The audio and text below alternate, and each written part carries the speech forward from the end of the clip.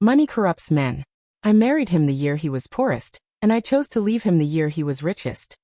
Ethan wouldn't know that the day he was chatting with his friends about having an affair, I was standing outside the study door, holding my coffee. Hey Ethan, Scarlett from the TV station is pretty good, what do you think? Ethan casually replied. I'm willing, but I don't have the energy. Then why did you send her a Maserati? You shouldn't spend money like that, even if you're rich. My fingers stiffened, and my heart pounded. Then I heard Ethan's slightly weary voice. It's just a car. The topic of Scarlett ended there, and the two continued to discuss their cooperation project. As if it were merely casual banter between men having a smoke in their leisure time. Nothing important. That cup of coffee eventually went into my stomach, leaving me sleepless all night. It was ironic that when we got married back then, we were so poor we didn't have money to have a wedding reception. But recently Ethan was just preparing to arrange a grand wedding for me as compensation. He felt guilty towards me. Yet it didn't stop him from courting other women. Divorce, I had to divorce, and quickly. I met with Daniel at a cafe. Coincidentally, the TV in the lobby was broadcasting a financial interview program hosted by Scarlett. I guess Ethan met her through this show. A young, beautiful host, elegant in speech, sharp in wit, articulating effortlessly, showing no signs of intimidation even before the unreachable elite. Daniel, my old friend Daniel, had long become a renowned divorce attorney. Seeing me staring at the screen, he smiled and asked, Audrey Hayes, this Scarlett looks a bit like you? My temper flared instantly, and I retorted, how so? Mr. Miller blinked in confusion. Everyone who knows you says that. They even talked about it at the class reunion. My brow furrowed and I sneered. That's truly unfortunate. I wasn't in the mood to discuss Scarlett, so I directly stated that I wanted to divorce Ethan. Audrey Hayes, are you kidding? You suffered for so many years, finally seeing the light at the end of the tunnel, and you want a divorce. Am I someone who jokes about marriage? I rolled my eyes. Our group of classmates had witnessed how wholeheartedly I married Ethan back then, so it was no wonder Daniel was surprised marrying him when he was poorest, leaving him when he was richest. Daniel cautiously asked, Ethan is having an affair? Only one step away. Then why don't you deal with it? Sentencing him to death now seems too cruel. I scoffed. If I'm not cruel now, it'll be his turn to be cruel soon. Daniel, tell me, are the cases you handle based on love or based on a man's guilt? Once the mistress really takes over, how much I get depends on her generosity, and I refuse to be the passive one. Daniel was choked by my words.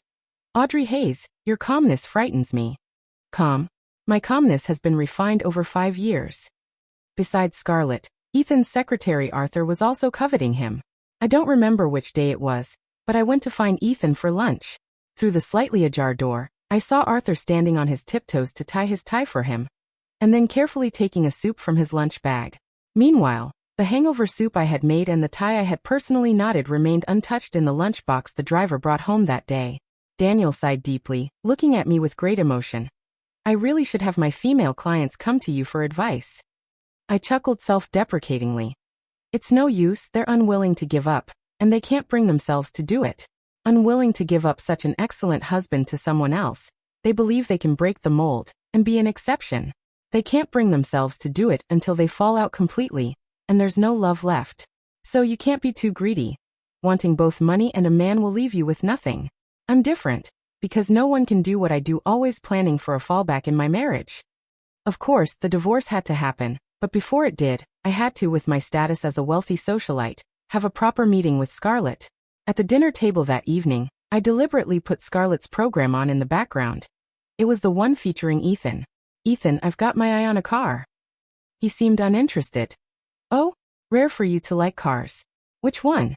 I'll go with you to pick it up sometime. I looked at him with a hint.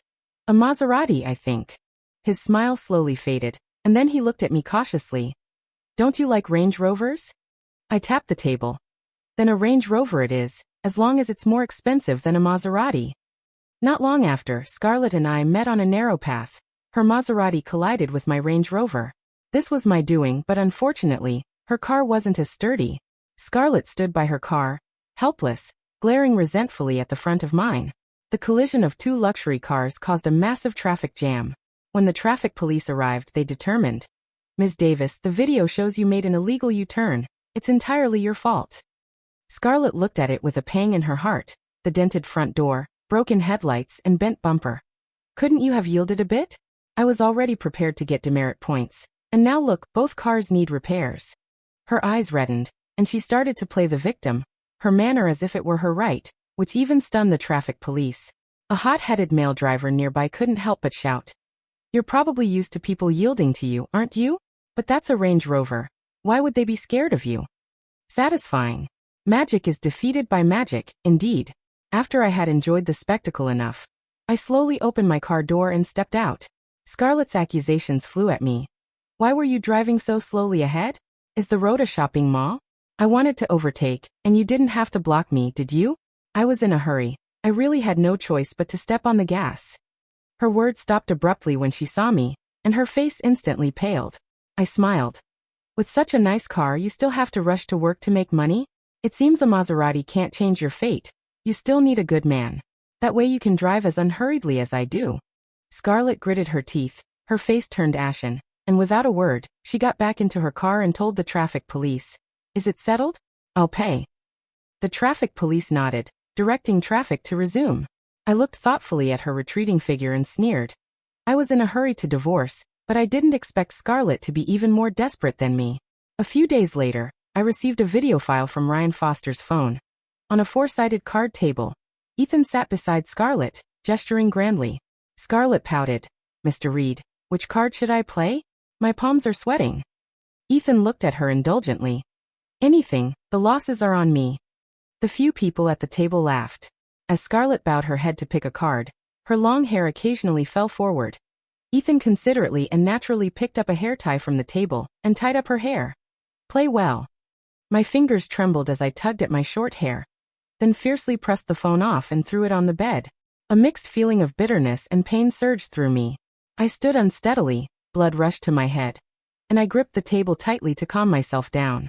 If his having an affair wasn't with Scarlett, I might have genuinely wished him well. Soon after receiving the video, Ryan Foster called, anxiously explaining, Sister-in-law, I'm sorry, I can't retract the video. I really didn't mean to, I didn't send it, please don't tell Ethan. I calmly replied, I know it wasn't you. He let out a big sigh of relief.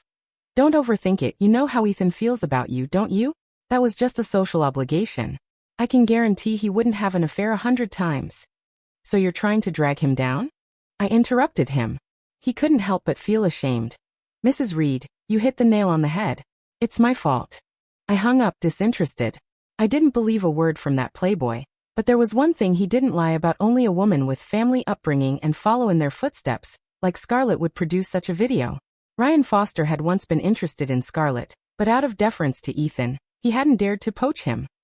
It wouldn't have been difficult for Scarlett to get his phone. I called Daniel. How are the divorce papers coming along? It's been a week. Daniel, aren't I giving you time to calm down? If you don't give them to me tomorrow, I'll find someone else.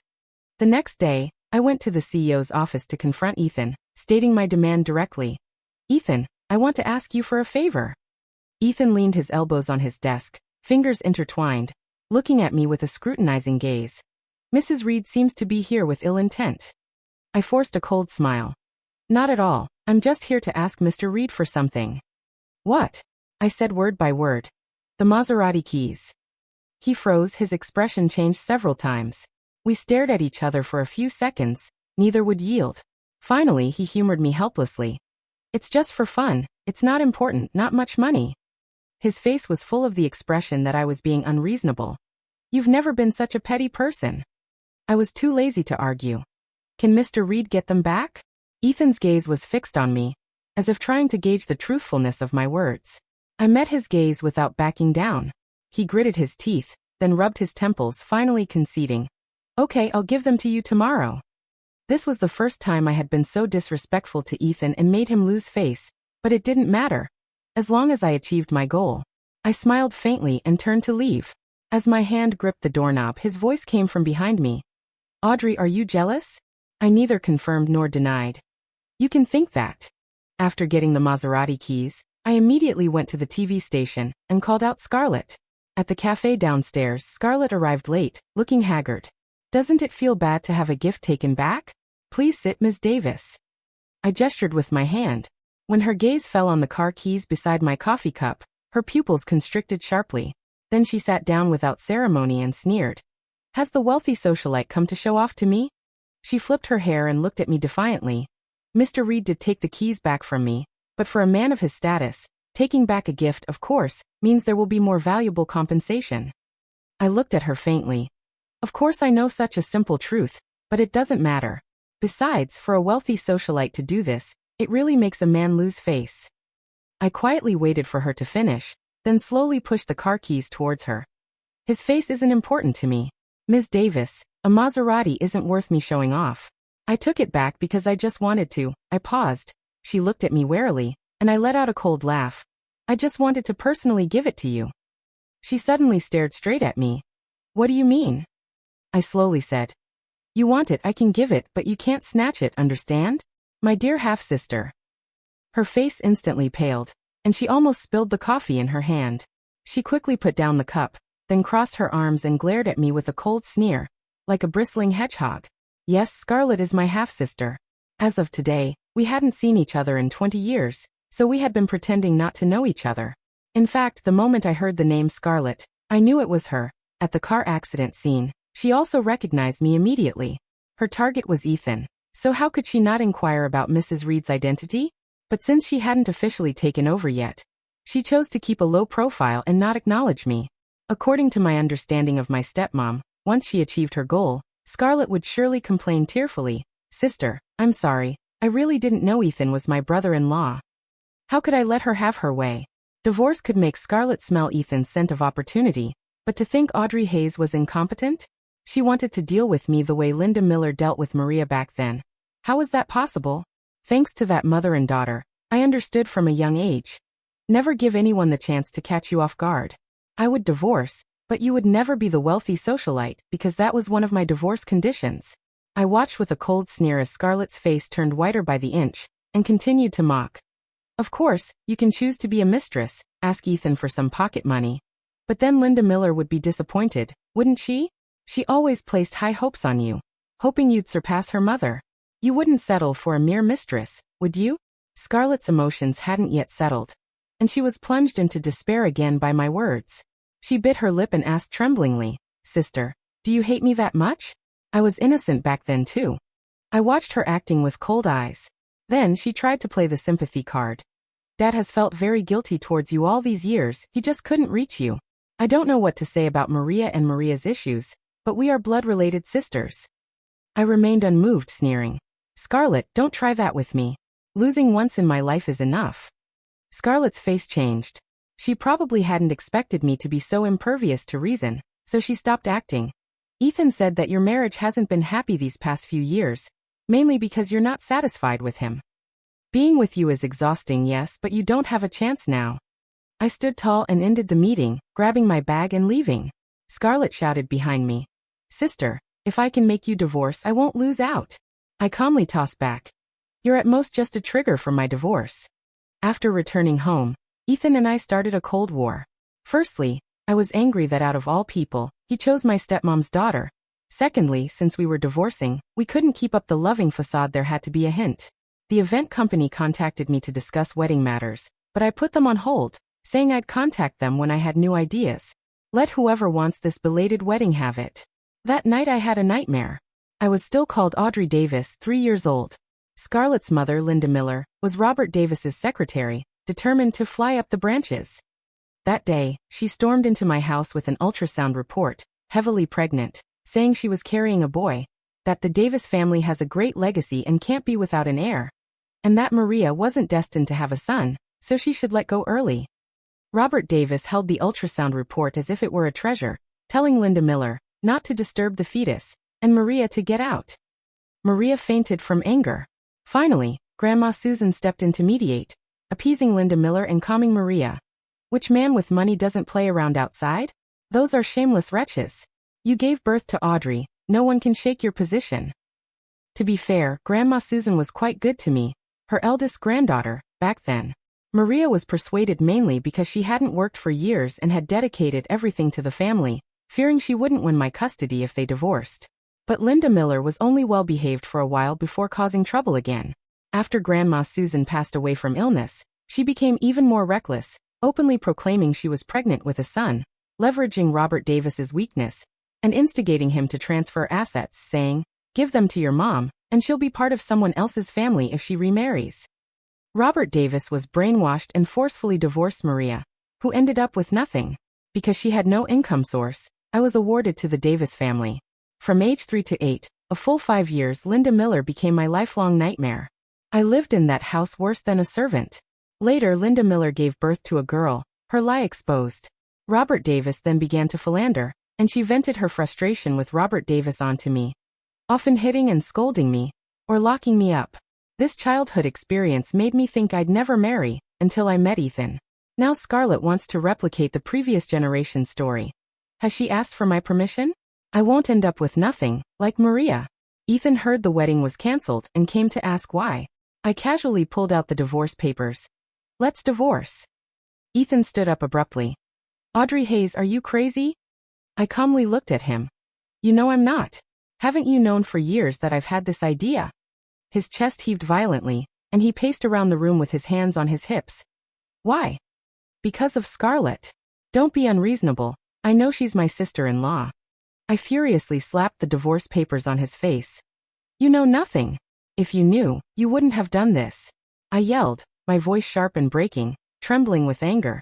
Ethan, how did I not realize you'd become so self-important with money?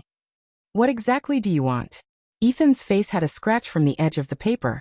He looked at me in shock for a long time, seemingly not expecting such a fierce reaction from me. After a long pause, he walked over and hugged me tightly. Audrey, I just wanted you to reconcile with your biological family. I was still hesitant about doing it, and then you found out. My strong facade instantly crumbled, and intense grief and indignation made tears stream down, splashing onto his suit shoulder. Ethan, you don't know anything at all. I know, he said. You started seeing a therapist 5 years ago. I know everything. I murmured. Ethan, what right do you have? Have you experienced my pain? What right do you have to be my savior? That family, I wish they were dead. Not only am I a victim, but you are too. What right do you have to make me reconcile with them? Do they deserve it? Ethan wiped away my tears. Audrey, trust me, I've never betrayed you. I sent Scarlett the car because Ryan Foster wanted to pursue her, and you know how much of a jerk he is. And she is your sister after all. I pushed him away fiercely. Whether she's my sister or not, I don't want to delve into it. But Scarlett's desire to take over is glaringly obvious. It doesn't matter anymore. Ethan, signed the papers. When we got married, I said that one day if this relationship made me uncomfortable, you would let me go. Audrey, he called out helplessly. I said wearily. I know the company is at a critical stage right now. We won't divide assets. I just want the shares. Also, Mrs. Reed cannot be Scarlett. These are all my conditions. Audrey Hayes, do you think you're being fair? Ethan threw the divorce papers away, closing in on me, his bloodshot eyes fiercely grasping my neck and pushing me against the wall. What did I do wrong for you to be so cruel to me? Ethan, I don't want to test human nature. You'll thank me later. He looked at me for a long time, then buried his head deep in my neck, asking in a low voice, Audrey, must it be this way? Please, Mr. Reed, grant my wish, I said. He glared fiercely at me, and I calmly met his gaze. Then Ethan pushed me away, turned around, and swiftly signed the papers without looking at me again. You're truly something, Audrey Hayes. The day the paperwork was done, I went to Mom's house for dinner. Ever since she found a way to make a living when I was 8 and fought for my custody, we had relied on each other. For my sake, she never remarried. Seeing me arrive alone, she scolded. Why didn't you bring Ethan with you? I had a premonition that if I directly mentioned the divorce, this meal wouldn't go well, so I just said he had a business dinner. Mom nodded, urging us to have a child soon, gripping my hand tightly and speaking earnestly. Audrey, is Ethan the one who doesn't want children? He used to say it wasn't the right time for kids, but now he can't find excuses, can he? Looking at Mom's anxious, insecure, and fearful expression, I vaguely felt that if I continued the marriage, I would probably become like her, insecure, desperate, just wanting a child as a lifeline.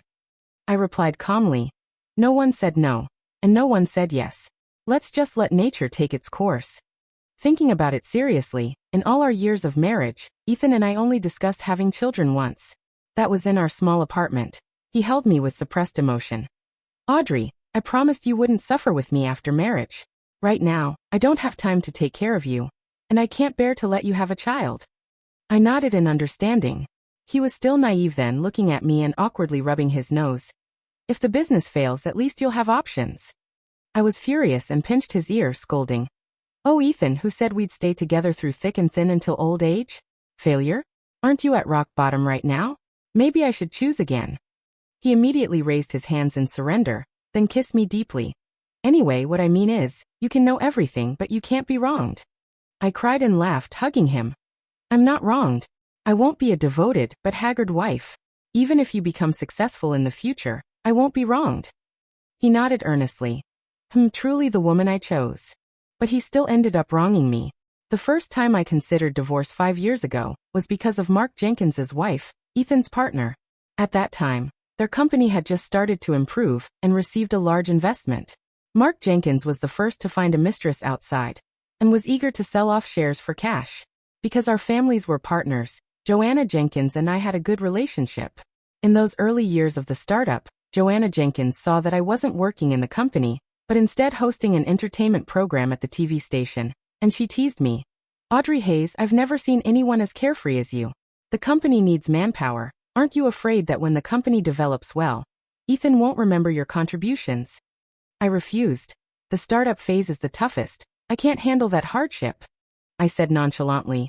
I didn't despise him when he was poor, and I won't be humble when he's rich. I was indeed calm. My childhood experiences made me dislike the dedication and sacrifice persona working tirelessly only to end up with nothing. I had long lost faith in marriage. If not for Ethan, I don't think I would have ever married. Besides, I thought that not pressuring him, not nagging him, letting him soar, was the greatest support for a man. Joanna Jenkins shook her head helplessly, saying with the tone of someone who had been through it, Audrey, you're too young, too naive. You'll understand later. I smiled without speaking, knowing only that in marriage, no one but yourself can give you security. I just wanted to be less wronged when I divorced in the future. That was the bloody lesson Linda Miller and my mother's experiences taught me. Actually, I hadn't thought of divorce then, until Mark Jenkins's affair became common knowledge. Mark Jenkins and his wife, who had once shared hardships, went to court. Mark Jenkins's mistress, like Linda Miller, guarded against Joanna Jenkins. First, Mark Jenkins completely cashed out, then the startup failed. Ethan was begged by Joanna Jenkins to be a mediator.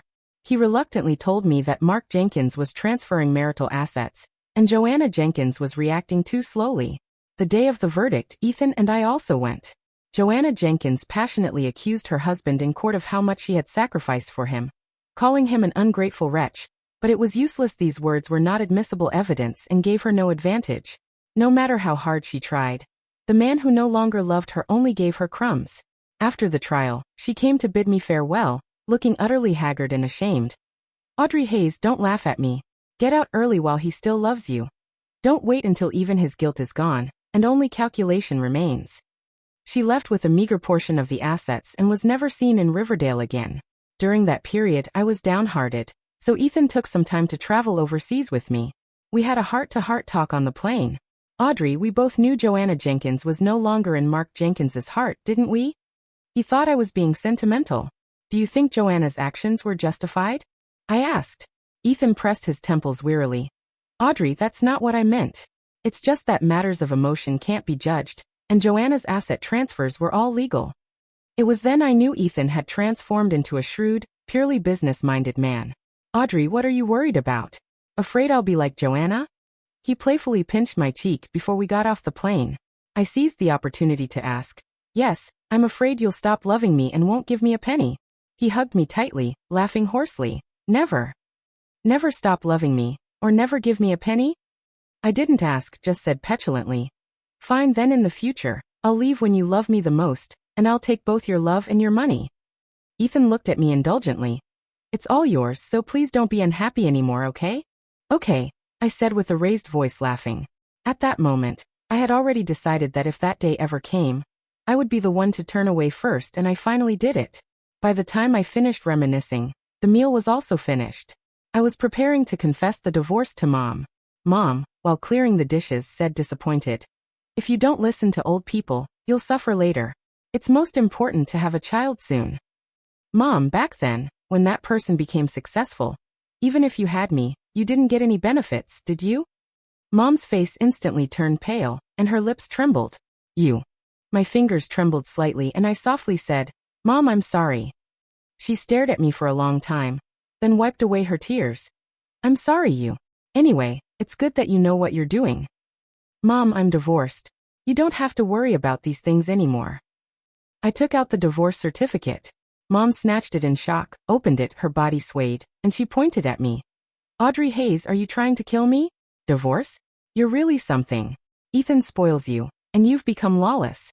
I laughed foolishly. Mom, if he didn't spoil me anymore, it would be too late. Mom wailed, beating her chest. I poured myself a bottle of wine. Why are you crying? I'm luckier than you. He gave me most of his family's assets. So you're satisfied?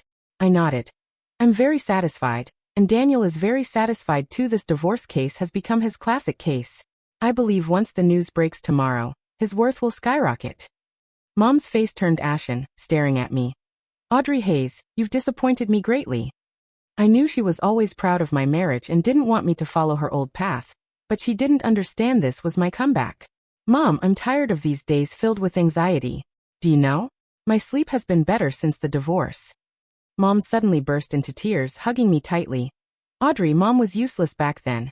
She didn't protect you well, made you suffer so much, and made you afraid to trust marriage. I laughed and teased. Mom, it has nothing to do with those things. It's just that I've seen too much of the wealthy socialite life these past few years. Either the man finds a mistress and the woman becomes a resentful wife, or they implicitly agree to go their separate ways, or they end up miserable like Mrs. Jenkins. There are no other outcomes. Mom, crying, felt a pang in her heart as she hugged me. Audrey, Ethan isn't that kind of person. Can't you trust him? I shook my head. Mom, do you think Riverdale's wealthiest man is Ethan's endpoint? No. I see his talent, capability, and courage more clearly than anyone else. His future is so vast I can't even imagine it. My childhood experiences did affect me, but I'm grateful to you because of your tragedy. I always protected myself in relationships, never gave my all, never allowing myself to become a devoted but haggard wife. In 10 years of marriage, I never suffered or endured hardship with Ethan. Now just these substantial shares are enough for me to live freely for the rest of my life. Nothing provides more security than money. From now on, I don't have to wear the wealthy socialite facade. I was indeed calm. My childhood experiences made me dislike the dedication and sacrifice persona, working tirelessly only to end up with nothing. I had long lost faith in marriage. If not for Ethan, I don't think I would have ever married. Besides, I thought that not pressuring him, not nagging him, letting him soar, was the greatest support for a man. Joanna Jenkins shook her head helplessly, saying with the tone of someone who had been through it, Audrey, you're too young, too naive, you'll understand later. I smiled without speaking, knowing only that in marriage, no one but yourself can give you security. I just wanted to be less wronged when I divorced in the future. That was the bloody lesson Linda Miller and my mother's experiences taught me. Actually, I hadn't thought of divorce then, until Mark Jenkins's affair became common knowledge. Mark Jenkins and his wife, who had once shared hardships, went to court. Mark Jenkins's mistress, like Linda Miller, guarded against Joanna Jenkins. First, Mark Jenkins completely cashed out, then the startup failed. Ethan was begged by Joanna Jenkins to be a mediator.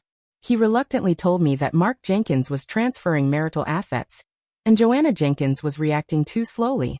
The day of the verdict, Ethan and I also went. Joanna Jenkins passionately accused her husband in court of how much she had sacrificed for him, calling him an ungrateful wretch. But it was useless. These words were not admissible evidence and gave her no advantage. No matter how hard she tried, the man who no longer loved her only gave her crumbs. After the trial, she came to bid me farewell, looking utterly haggard and ashamed. Audrey Hayes, don't laugh at me. Get out early while he still loves you. Don't wait until even his guilt is gone, and only calculation remains. She left with a meager portion of the assets and was never seen in Riverdale again. During that period, I was downhearted, so Ethan took some time to travel overseas with me. We had a heart-to-heart talk on the plane. Audrey, we both knew Joanna Jenkins was no longer in Mark Jenkins's heart, didn't we? He thought I was being sentimental. Do you think Joanna's actions were justified? I asked. Ethan pressed his temples wearily. Audrey, that's not what I meant. It's just that matters of emotion can't be judged, and Joanna's asset transfers were all legal. It was then I knew Ethan had transformed into a shrewd, purely business-minded man. Audrey, what are you worried about? Afraid I'll be like Joanna? He playfully pinched my cheek before we got off the plane. I seized the opportunity to ask, "Yes, I'm afraid you'll stop loving me and won't give me a penny." He hugged me tightly, laughing hoarsely. Never. Never stop loving me, or never give me a penny? I didn't ask, just said petulantly, "Fine, then in the future, I'll leave when you love me the most, and I'll take both your love and your money." Ethan looked at me indulgently. "It's all yours, so please don't be unhappy anymore, okay?"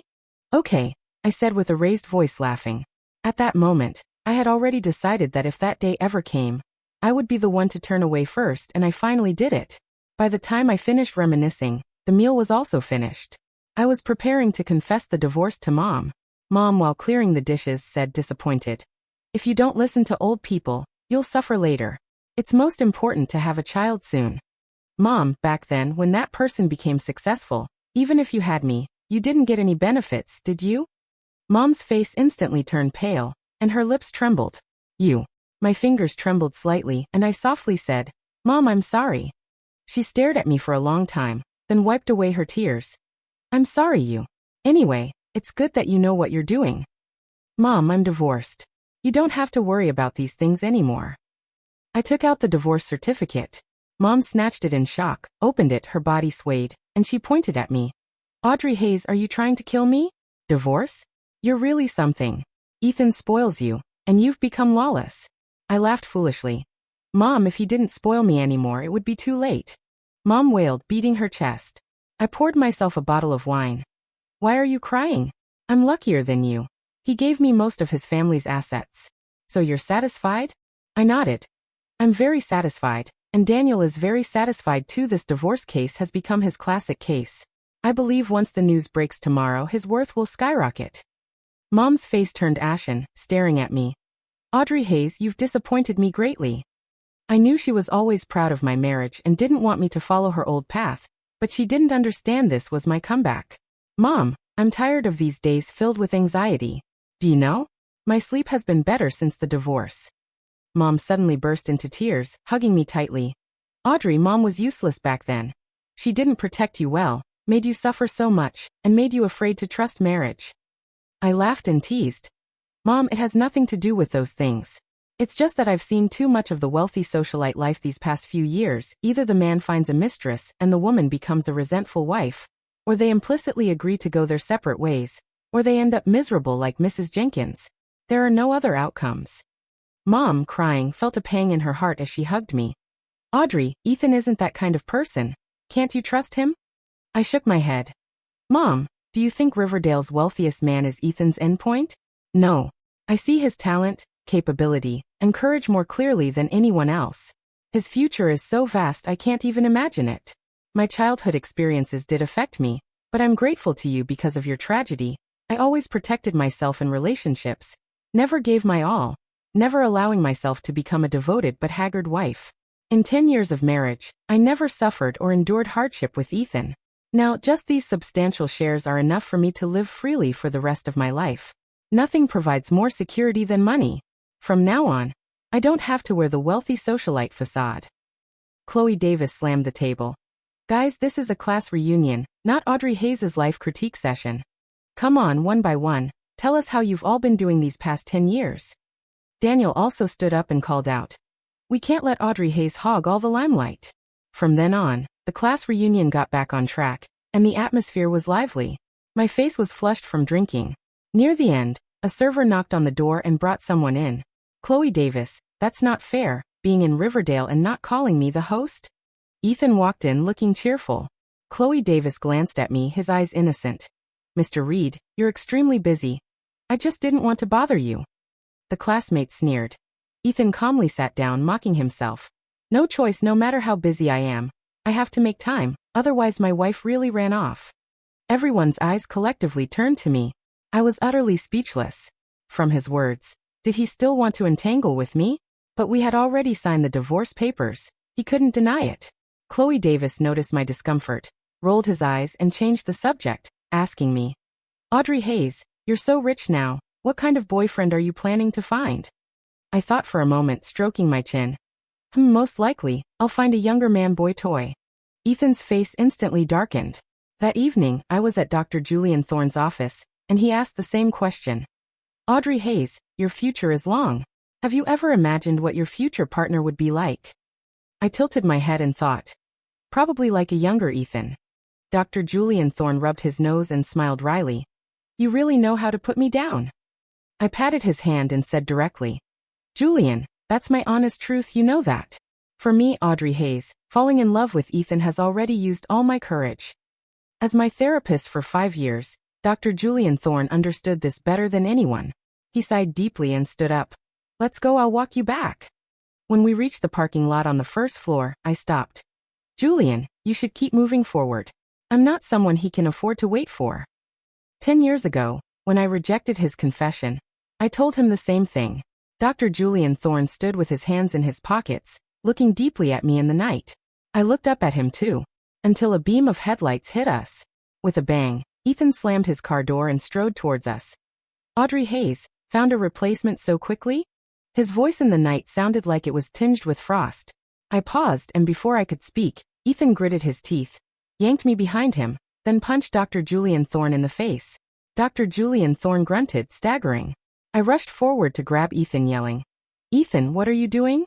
Why are you hitting him? I deeply regretted my previous thought. I never expected Ethan to resort to violence. Ethan's chest heaved. He pulled me closer and glared coldly at Dr. Julian Thorne. He deserved it.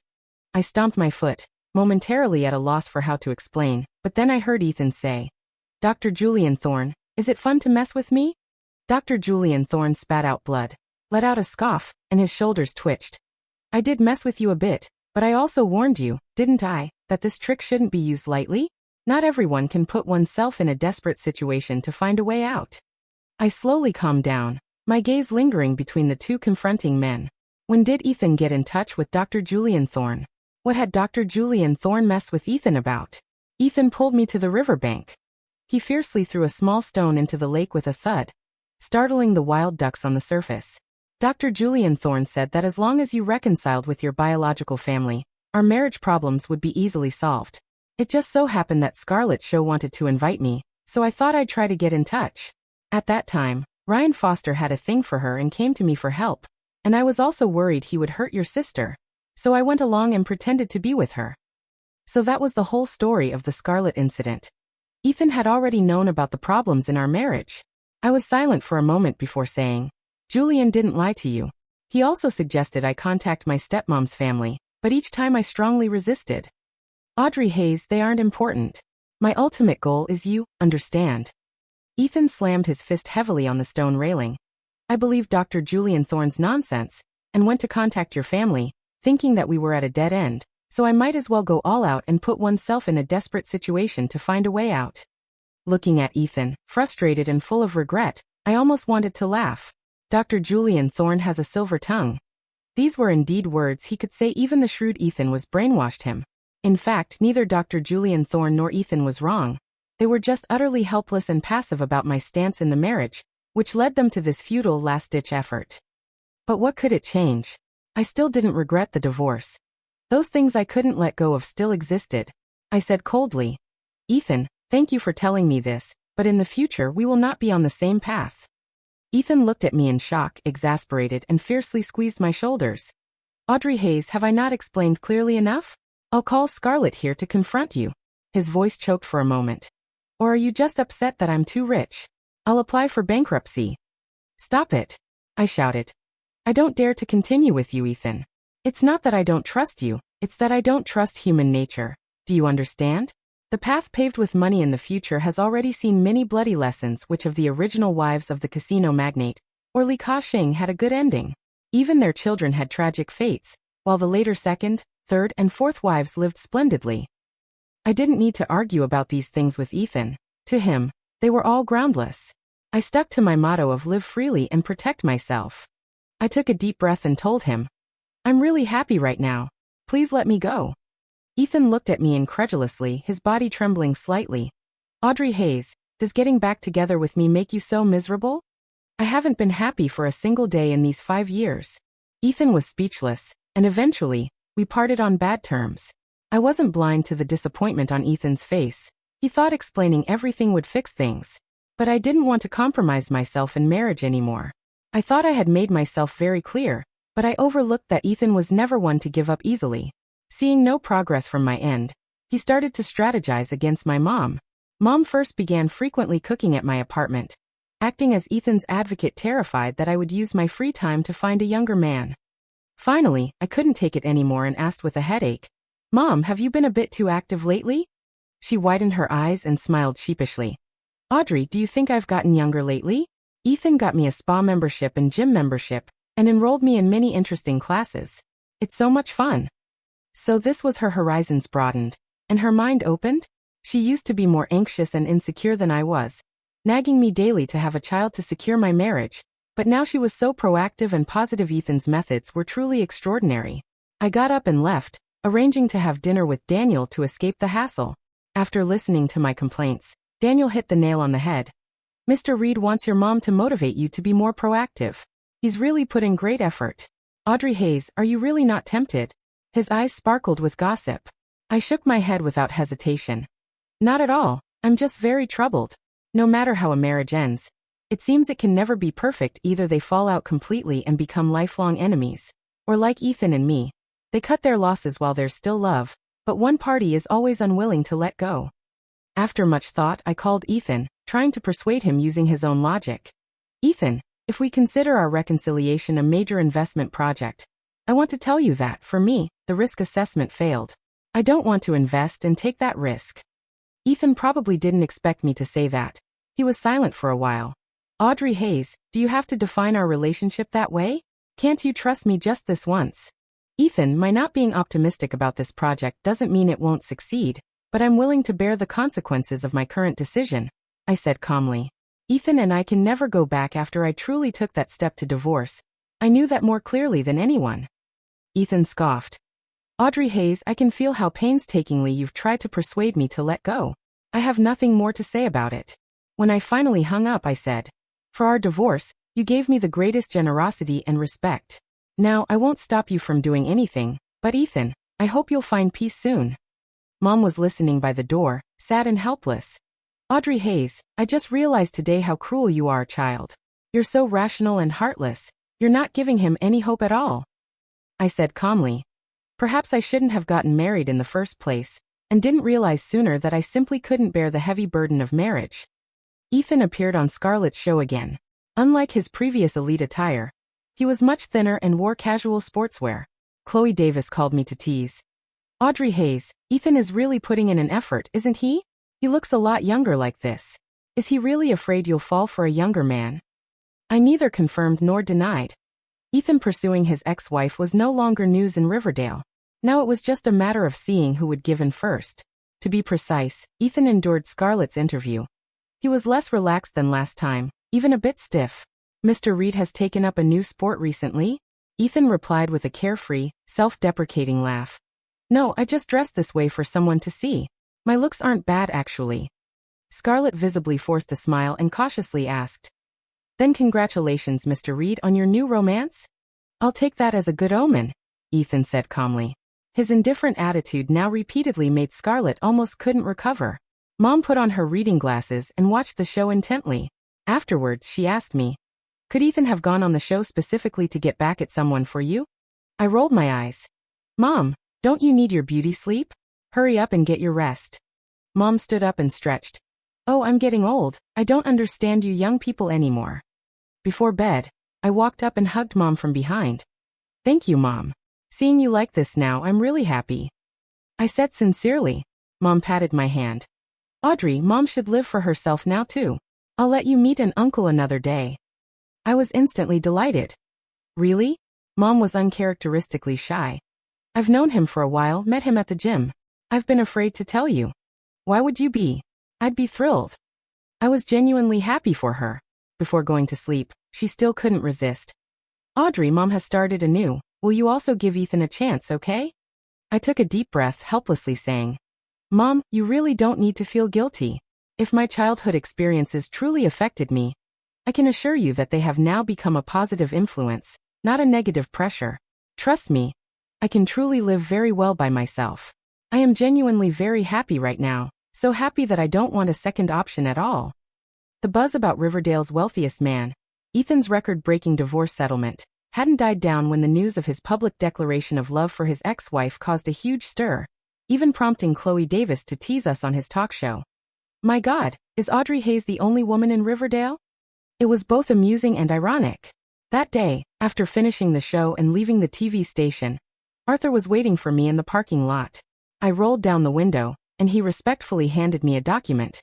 Mrs. Reed, this is the company's new supplier directory. Mr. Reed hopes you will attend and preside over the bidding conference.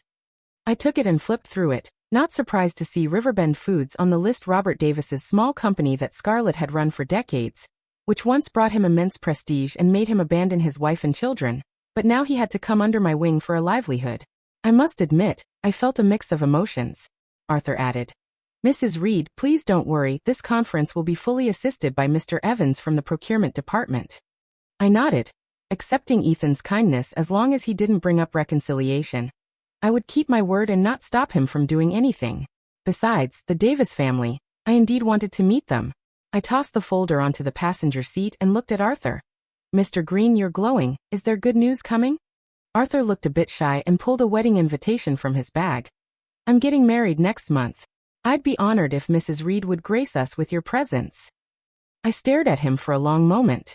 Under my gaze, Arthur's nose started to sweat, and he lowered his head, saying, Mrs. Reed, please forgive any inconveniences or shortcomings in the past. I let out a scoff, neither confirmed nor denied I was no saint, and the former Arthur had indeed displeased me. I didn't need to compromise myself. However, this wedding invitation was Arthur's real purpose, wasn't it? Why would a CEO's secretary have to wait patiently in the parking lot just to invite me to a company conference? Ethan seemed to have become shrewd, all of a sudden, giving me an explanation for all the people and things that had displeased me in the past. I was not unmoved, but that was all. As the company's two major shareholders, being able to remove barriers was also a blessing for the company. At the supplier directory conference, I sat firmly at the head table even if not because of Ethan. I owned half of the company's shares, making it legitimate and proper. The entire Davis family of 3 was present, and just as Linda Miller said on the phone that day, without Ethan, Riverbend Foods would have gone bankrupt long ago. As soon as the conference ended, the Davis family invited me to dinner. As I took my seat, Ethan followed right behind, sitting next to me and asking in a low voice, Audrey, was the meeting smooth? I've been too busy today to check. He completely ignored the Davis family's awkward attempts to greet him. I suppressed my laughter, finding it amusing. Scarlett clenched her fist and coughed lightly, then sat down uncomfortably. Linda Miller's face twisted with anger. Ethan, Audrey, you two are divorced, yet your relationship is still so good? She couldn't hold back and adopted an elder's tone. I didn't bother to reply. Ethan glanced at her. Thank you for your concern. We divorced for fun. I, on the other hand, sneered. We were original partners and we divorced gracefully. Unlike some people, the mistress takes over, and even if they marry, they'll be a miserable couple, and even their children will follow in their footsteps. Linda Miller was so angry that her features twisted, and her lips trembled. She stood up and pointed at us that Ethan's expression turned cold. Scarlett quickly stood up and raised a glass of wine. Brother-in-law, thank you for your support of my family's company this past year. We will release more new products in the future. Ethan unbuttoned his cuff, resting his hands on the dining table, and said nonchalantly, Reed Group's selection process always follows principles of fairness and impartiality. Ms. Davis, it's good that you have confidence in your products. Riverbend Foods was on the verge of bankruptcy. What confidence could they possibly have? Otherwise, Scarlett wouldn't have given up being a wealthy young lady to become a local TV host in Riverdale. Scarlett's face turned pale, and she looked at me helplessly. Sister, the company has your share too, you. Robert Davis immediately chimed in. Audrey, your sister is right. When do you have time to come to the company and complete the transfer procedures? I smiled faintly. Mr. Davis, no need to scheme. You should keep that for your son. Robert Davis coughed violently in anger, and Linda Miller glared furiously, scolding me. Robert said he'd give you half the company, and I didn't say anything, but now you're playing hard to get? What have you ever done for the company? I said coldly. So you had Scarlett seduce Ethan, first to save the company, and second to become Mrs. Reed. What a clever two birds with one stone plan. Scarlett anxiously argued. Sister, you've misunderstood. Aren't you trying to kill me by saying that? Apologize for what? I think Audrey is holding a grudge, seeing that you need their help, deliberately had Ethan set you up, And once you took the bait, she'd cast you aside. Only you foolishly believe Ethan loves you and divorced for you. Linda Miller was being unreasonable. Making such absurd accusations, an unsuspecting outsider might genuinely think Ethan abandoned after a brief relationship. And we conspired to frame Scarlett. I hadn't spoken yet when Ethan slammed the table and stood up. Mrs. Davis, watch your words. Are you forcing me to take the text messages where Scarlett asked me for help to the TV station? To let everyone see the truth? He threw out his phone, no longer sparing Scarlett any face. You were being harassed by Ryan Foster and were afraid to offend him. That day when we were playing cards, you asked me to cooperate and put on a show in front of Ryan Foster. Miss Davis. Has your memory been eaten by dogs? I looked thoughtfully at Scarlett. She was truly something. Carefully calculated every step. In fact, to this day, I had never asked about the origin of that mahjong video. It turned out Scarlett had orchestrated it herself. I sneered a few times. Fearing to offend Ryan Foster was false. Using it to flirt with Ethan and make us divorce was the truth, wasn't it, Scarlett? Scarlett's face flushed with anger, and she was at a loss, yet she still held a glimmer of hope for Ethan, showing how unwilling to give up she was. Ethan said to me, Audrey, I was lost my head at the time. In truth, if he had just said she's your sister, Ryan Foster wouldn't have dared to do anything to her, even if he had 100 times more guts. Linda Miller was speechless, her old face completely disgraced. Robert Davis was even more completely lost face, his face turned a purplish red, pointing at Linda Miller and her daughter and cursing. You hussy, you're uncouth yourself, and you're corrupting your daughter. Before he could finish, his eyes rolled back, and he fell backward. Linda Miller and her daughter quickly supported him, and the scene became chaotic. I kindly called 911 and walked out with Ethan. We didn't drive, just strolled along the road. After walking for a long time, my emotions settled, and I finally asked Ethan, why don't you want me to reconcile with my biological family anymore? Ethan looked at me helplessly, indulgingly. Didn't someone say, if you can't beat them, join them? Audrey, you won. Ethan and I still had no intention of remarrying. I lived freely, and Ethan became increasingly content. Some people mocked him for not having achieved a positive outcome with me after so long, warning that he might end up working for me his whole life. He replied, I'll take it gladly.